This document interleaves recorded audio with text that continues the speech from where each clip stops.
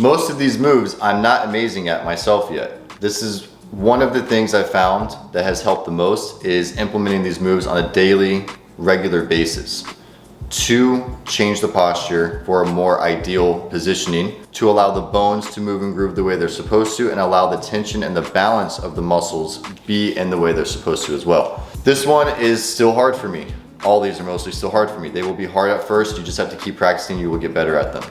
You will notice over time how much they help consistently doing them consistently. A lot of my issues stem from some shoulder blade malfunction, and this move is critical for ensuring proper alignment of the shoulder blade and the scapula. Right in here. When you have overactive upper trapezius muscles, you can be like this. Very normal to be stressed in this position, and most of us walk around with our shoulders up into our ears. That's upper trap engagement, and that means that the middle lower trap, which we have here, and even some of the rotator cuff muscles are not working properly. There's like 9 muscles that make up the shoulder in general. There's a lot going on there. So these are shoulder scoops.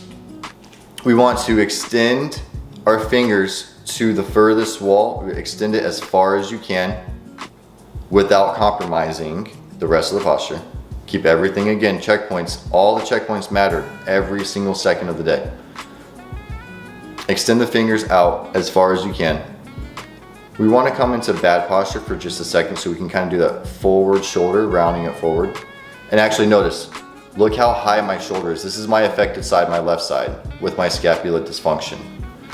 What I need to do is lower it a teeny bit. See, that's actually, I was already messed up and I'm in a bad position right there.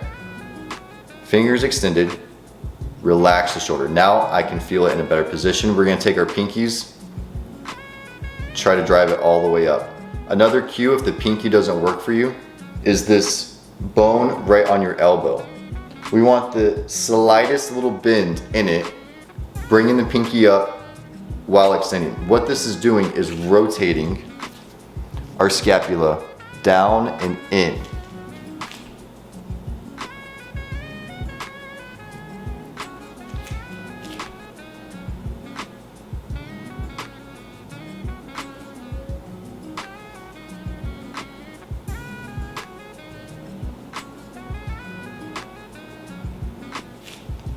This one sucks. I hate it, just like almost all the other ones, because my body's not used to it and it's hard to do. Same thing, the right side feels way different than my left because it's not as effective. But again, look, let's look at this alignment. I'm reaching as far as I can. Now relax, bring it down just a little bit because we don't want to be up here. We want to go out and we want to rotate, pinkies up or elbow up with a very slight bend, but keeping that engagement. Keep the engagement in the core. Keep all the posture checkpoints in mind. It's kind of hard to do, as I'm trying my best to explain and do it at the same time. But you want to do 5 to 10 of these a day, times 2 rounds at least, consistently. And you will find your shoulder blade will start to move where it's supposed to be. When I'm in the gym, and I'm doing anything with my lats or my back, I do this move, first of all, to warm up, but also to ensure. So for example, if I'm gonna do some pull downs, my scapula, because it's dysfunctional, wants to be up and out, causing it to flare, causing it to wing. We want the scapula down and in, flush against our rib cage. And this move, the scapular scoops, are helping. See, that's how messed up my left one is. I don't know if it looks a lot worse on the camera.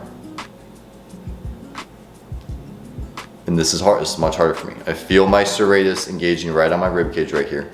I feel the muscles in the rotator cuff working. And I'm keeping the core engaged, abs squeezed.